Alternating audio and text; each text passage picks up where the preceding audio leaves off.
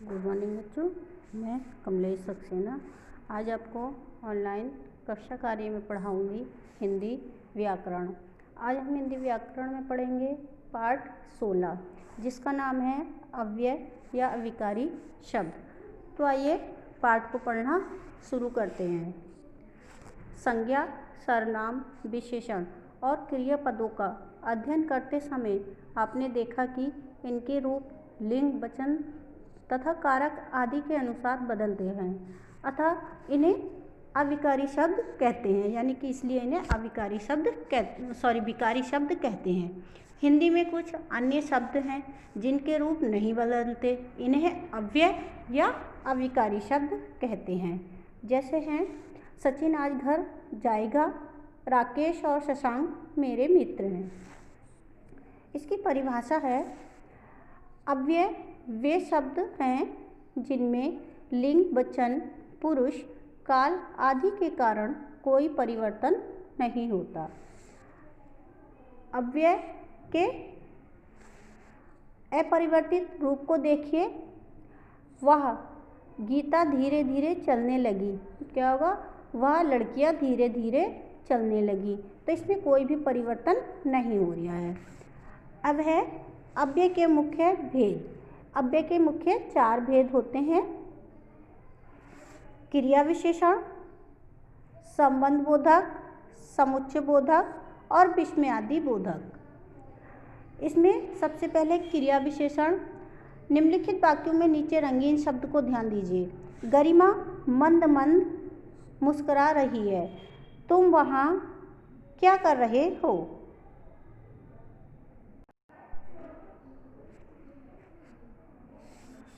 हम कल मुंबई गए थे, वह बहुत रोया, बार बार गिड़गिड़ाया, लेकिन कोई असर नहीं हुआ। उपयुक्त वाक्यों में मंद मंद, वहाँ, कल, बहुत, बार बार, ये सभी जो है ये सारी क्रियाओं की विशेषता बता रहे हैं, अतः यह क्रिया विशेषण शब्द हैं। इसकी परिभाषा होगी: जो शब्द क्रिया की विशेषता बताते हैं उन्हें क्रिया विशेषण कहते हैं। क्रिया विशेषण के 4 भेद होते हैं: रीतिवाचक क्रिया विशेषण, कालवाचक क्रिया विशेषण, स्थानवाचक क्रिया विशेषण और परिमाणवाचक क्रिया विशेषण।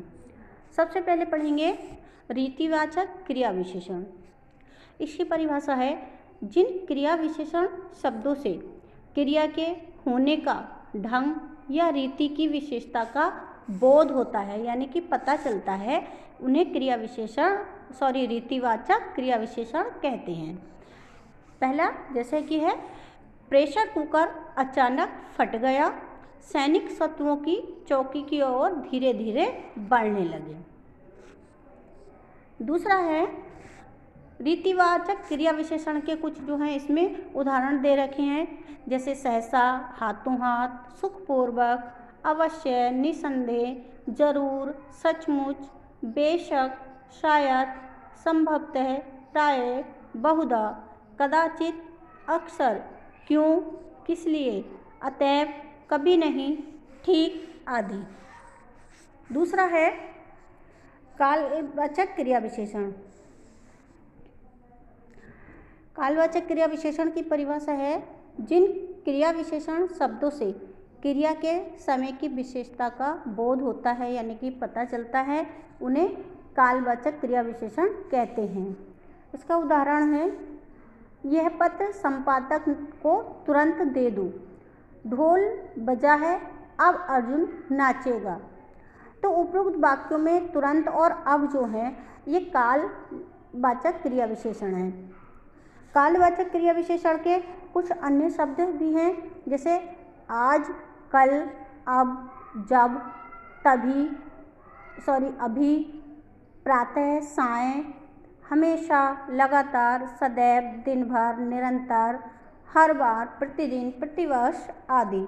इसकी पहचान है कि कालवाचक क्रिया विशेषण को पहचान करने के लिए क्रिया के साथ कब लगाकर प्रश्न करें, इसका उत्तर कालवाचक क्रिया विशेषण ही होगा।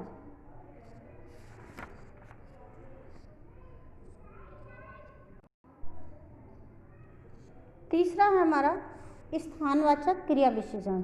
इसकी परिभाषा है: जिन क्रिया विशेषण शब्दों से क्रिया के स्थान की विशेषता का बोध होता है यानी कि पता चलता है, उन्हें स्थानवाचक क्रिया विशेषण कहते हैं। इसके उदाहरण हैं जैसे मामा जी बाहर घूम रहे हैं, मम्मी जी बाहर घूम रही हैं, धर्म की सर्वत्र विजय होती है, आगे बढ़ना है तो मेहनत करो, मीना की चप्पलें यहाँ पड़ी हैं। तो उपयुक्त वाक्य में बाहर, आगे, सर्वत्र, यहाँ, ये सब जो है स्थानवाचक क्रिया विशेषण हैं। इसके कुछ उदाहरण और हैं, कुछ शब्द जैसे आगे, पीछे, ऊपर, नीचे, भीतर, बाहर, सामने, इधर उधर, चारों ओर आदि। इसकी पहचान है, स्थानवाचक क्रिया विशेषण की पहचान के लिए क्रिया के साथ कहाँ लगाकर प्रश्न करें, इसका उत्तर स्थानवाचक क्रिया विशेषण ही होगा। अगला है हमारा परिमाणवाचक क्रिया विशेषण। जिन क्रिया विशेषण शब्दों से क्रिया की मात्रा या मापतोल आदि की विशेषता का बोध होता है यानी कि पता चलता है, उन्हें परिमाणवाचक क्रिया विशेषण कहा जाता है। जैसे थोड़ा खाओ, खूब चबाओ, कार में पेट्रोल कम रह गया।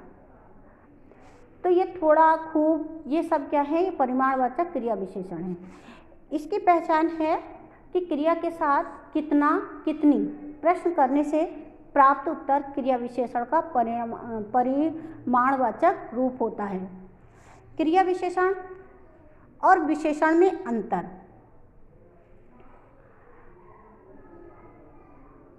कई विशेषण शब्द क्रिया विशेषण के रूप में भी प्रयोग में लाए जाते हैं।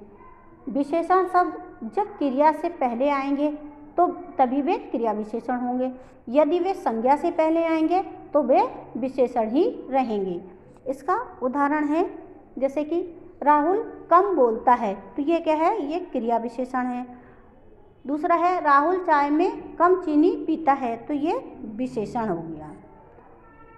आगे आया हमारा संबंध बोधक।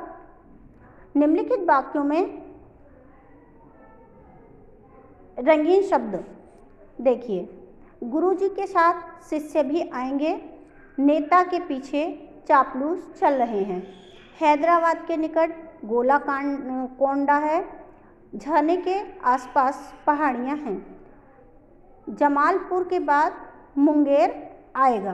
तो इसमें ये रंगीन शब्द जो हैं वो एक दूसरे से संबंध प्रकट कर रहे हैं।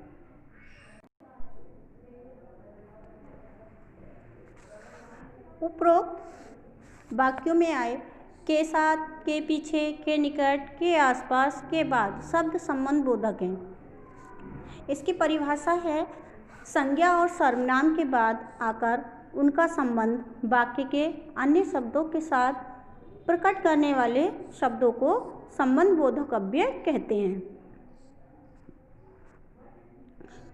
संबंध बोधक के भेद।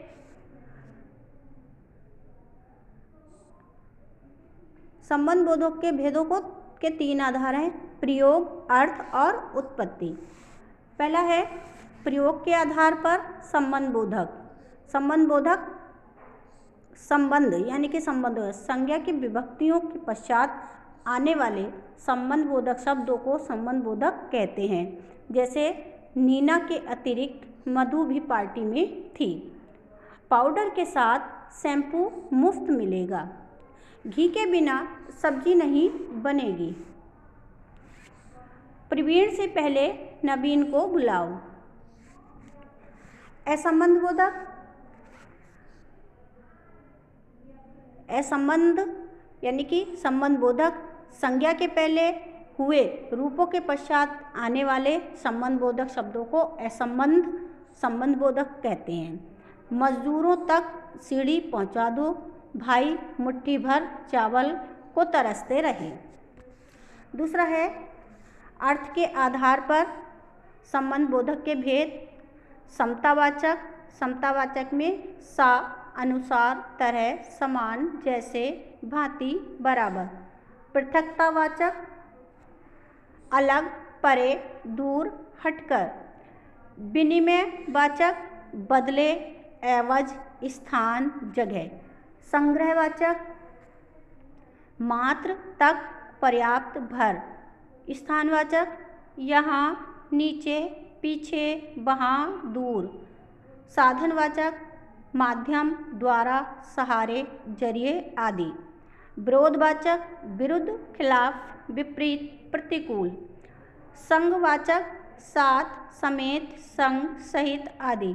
तुलनावाचक आगे, मुकाबले, समान, अपेक्षा आदि।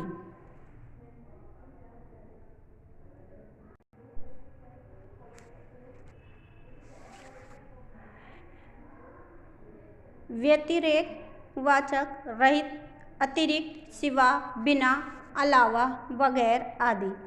कालवाचक में बाद, पूर्व, उपरांत, अनंतर, पश्चात।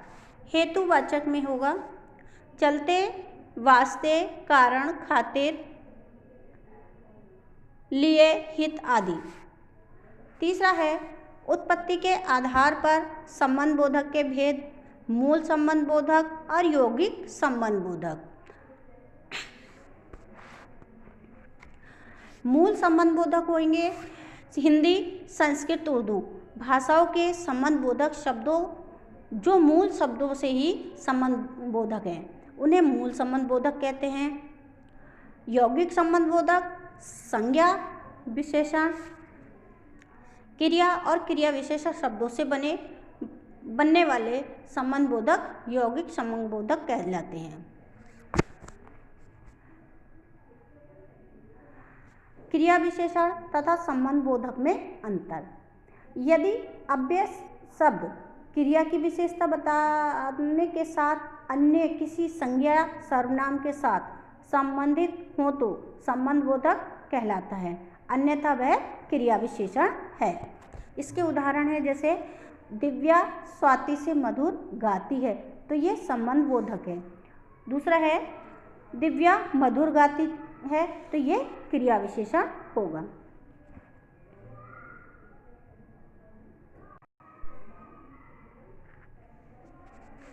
अगला है समुच्चय या योजक। इसकी परिभाषा होगी दो शब्द वाक्यांशों और वाक्यों को जोड़ने वाले शब्द समुच्चय बोधक कहलाते हैं। समुच्चय बोधक के भेद, समुच्चय बोधक के दो भेद होते हैं, समानाधिकरण समुच्चय बोधक और व्यधिकरण समुच्चय बोधक। समानाधिकरण समुच्चय बोधक ऐसे समुच्चय बोधक शब्द जिनसे समान पदों, वाक्यांशों, पदबंधों, उपवाक्यों और वाक्यों को जोड़ा जाता है, वो समानाधिकरण समुच्चय बोधक कहलाते हैं। जैसे अध्यापक पढ़ा रहे थे और विद्यार्थी पढ़ रहे थे, रूपाली तथा वसुधा ने नृत्य किया आदि। समानाधिकरण समुच्चय बोधक के भेद, संयोजक समानाधिकरण समुच्चय बोधक। जो समुच्चय बोधक दो समान शब्दों, वाक्यांशों और वाक्यों को जोड़ते हैं, उन्हें संयोजक समानाधिकरण समुच्चय बोधक कहते हैं।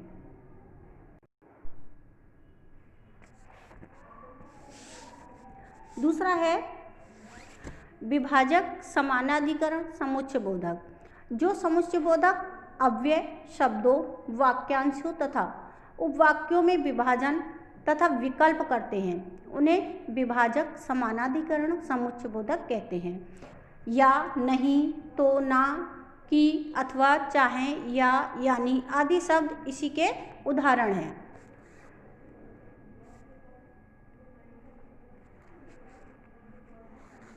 विरोधबोधक समानाधिकरण समुच्चय ऐसे शब्द जो दो विरोधी वाक्यों को जोड़ते हैं, विरोधबोधक समानाधिकरण समुच्चय कहलाते हैं।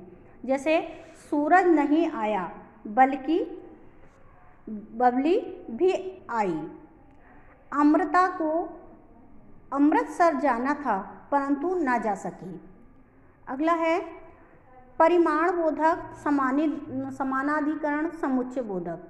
जो समुच्चय दो शब्दों को मिलाकर दूसरे वाक्य को पहले वाक्य के परिणाम के रूप में दर्शाता है, उसे परिमाण बोधक समानाधिकरण समुच्चय कहते हैं। अन्यथा इसलिए ताकि आदि शब्द इसी के उदाहरण हैं। व्यधिकरण समुच्चय बोधक ऐसे समुच्चय बोधक जो वाक्यों में एक या अधिक आश्रित उपवाक्यों को जोड़ते हैं वे व्याधिकरण समुच्चय बोधक कहलाते हैं। जैसे इसका उदाहरण है, संजय स्कूल से चला गया क्योंकि उसके सिर में दर्द था। मैं घर जा रहा हूँ ताकि आराम कर सकूँ। व्याधिकरण समुच्चय बोधक के भेद। कारण वाचक व्याधिकरण समुच्चय बोधक ऐसे समुच्चय बोधक शब्द जो किसी वाक्य के कारण सूचक वाक्यों को जोड़ते हैं कारण वाचक व्याधिकरण समुच्चय बोधक कहलाते हैं। जैसे निर्णायकों ने वंदना को प्रथम घोषित किया जो कि सबसे अच्छा खेली थी।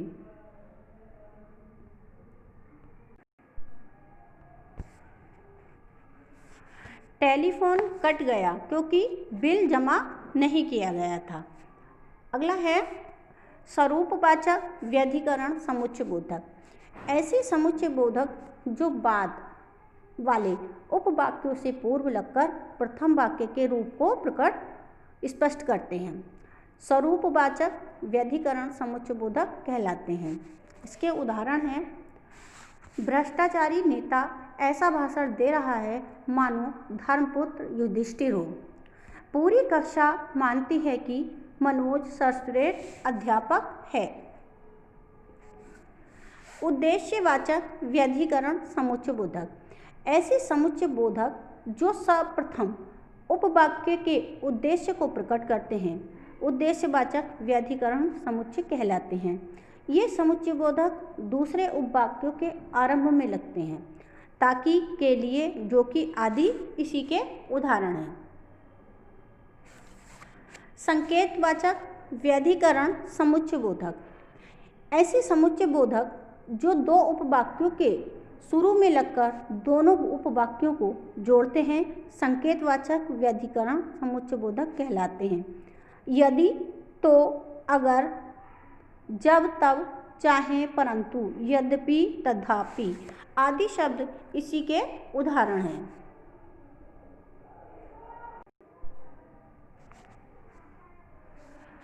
विस्मयादि बोधक इसकी परिभाषा है, जो शब्द विस्मय, प्रशंसा, प्रसन्नता, शोक और घृणा आदि भावों को प्रकट करते हैं उन्हें विस्मयादि बोधक अव्यय कहते हैं।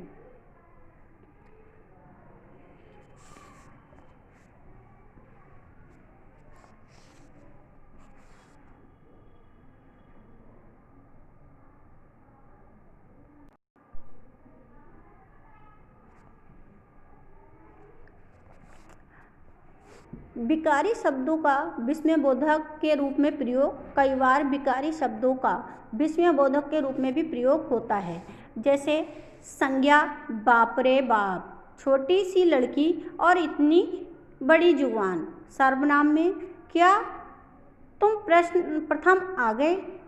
विशेषण में, अच्छा अशोक कहानियाँ भी लिखता है।